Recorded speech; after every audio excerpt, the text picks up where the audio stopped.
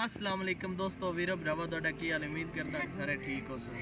दोस्तों आज असी तुहानू एक नन्हे मुन्ने बच्चे नाल मिलावांगे जो पंजाबी दोड़े पढ़दा है।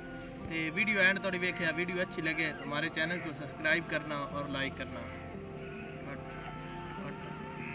मंडी वाले आओ नाखी बच जाए उस्मान सिर फिरिया तो तेरे हक दुआ ही मंगा दे। ऐनी बहम च फेरे पाड़ ले मेरे चान कोई थोड़िया डंगा दे ना अकड़ सान पानी बरत जाते तेने दी जाते टंगा दे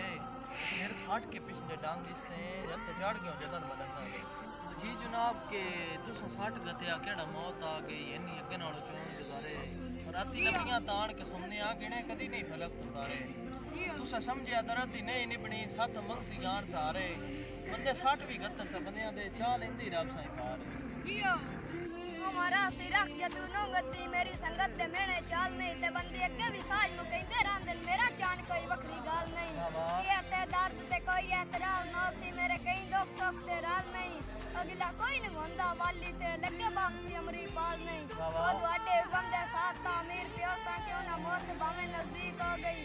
मेरी लज पाली ते सुनते चलते भावे जल्दी रात तारीख हो गई आम इंसान दा कौम ना समझिन जा सीने पत्थर तलीक हो गई और तेनू मुखलिस तां तस्लीम करे सा मेरे जिगर दी पीड़ी ठीक हो गई कोई कहंदे सटिया मार नहीं वेंदा बंदे जागते ढेरा कलन ते कसर सज्जन दी जे इमदाद करीबे सारी उम्र गनींदे दलन ते कम हार दी अल्लाह साईं आप करेंदा इंशाअल्लाह कहंदे वक्त ना टलन मासूम सबरार जरूर होंदा जे सज्जन सलाम ना चलन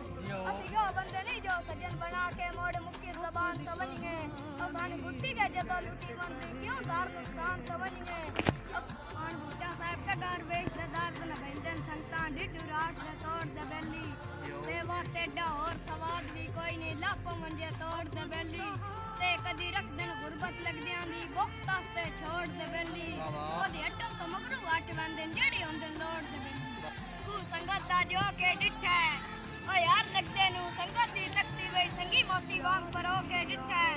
कदर नहीं कीती किसी भी गरीब समझ के तन अपना खो के डिठा यार तो के डिठा